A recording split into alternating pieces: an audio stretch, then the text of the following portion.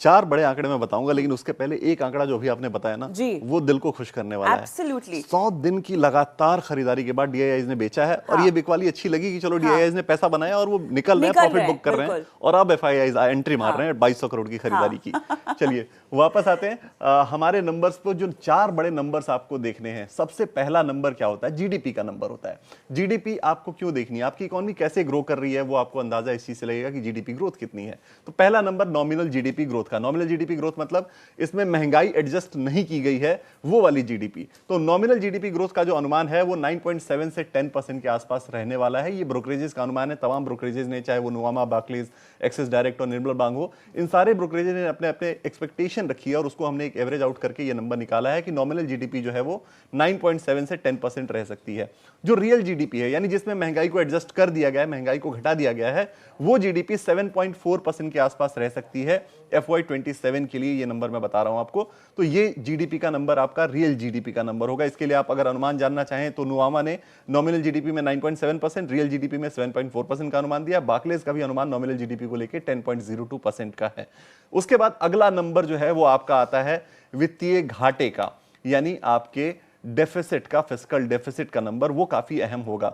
वो कितना होना चाहिए? तो इस बार का जो अनुमान लगाया जा रहा है वो है 4.2 से 4.4% के बीच में वित्तीय घाटा रखने का अनुमान जो है वो जताया जा रहा है FY27 में, जो 4.4 था FY26 में।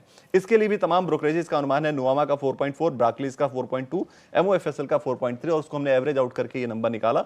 4.2 से 4.4 का एक रेंज रह सकता है आपके वित्तीय घाटे को लेकर।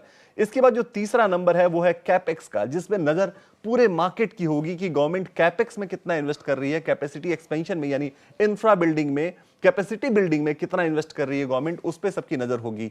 11-11.25 करोड़ के आसपास का ये 11-11 लाख करोड़ का ये आंकड़ा पिछली बार था। इस बार जो उम्मीद की जा रही है वो उसमें उम्मीद की जा रही है कि 10 से 15% की ग्रोथ उसमें देखने को मिल सकती है। ये उम्मीद सारे ब्रोकर्स कर रहे हैं। तो वो 10 से 15% की अगर ग्रोथ होती है तो आंकड़ा कितने का बैठेगा, कितना कैपेक्स होगा, ये आंकड़ा कितने का होगा? तो आप उसको देखें अगर, तो आपको ये नंबर मिलेगा 12.3 टू 12.9 लाख करोड़ का ये आंकड़ा कैपेक्स को लेकर बैठेगा। तो ये आपका तीसरा नंबर हुआ जिस पे आपको नजर रखनी है। वैसे तो ये 3 सबसे अहम नंबर है जिनको आपको देखना ही देखना है। उसके अलावा चौथा एक और नंबर है, जो टोटल एक्सपेंडिचर है गवर्नमेंट का वो कितना है। तो 50 लाख करोड़ के आसपास का टोटल एक्सपेंडिचर गवर्नमेंट प्लान कर सकती है। इस बजट के अंदर उसका एक आउटले गवर्नमेंट दे सकती है। इस टोटल एक्सपेंडिचर के अंदर आपके कैपेक्स भी हो सकते हैं, आपकी सब्सिडीज हो सकती हैं, आपके इंटरेस्ट पेमेंट हो सकते हैं, आपके सैलरीज एंड अदर सब्सिडीज हो सकती हैं, सेंट्रल सेक्टर की स्कीम्स हो सकती हैं। तो ये सारी चीजें इसके अंदर हो सकती हैं। 50 लाख करोड़ का ये आंकड़ा हो सकता है कुल एक्सपेंडिचर का।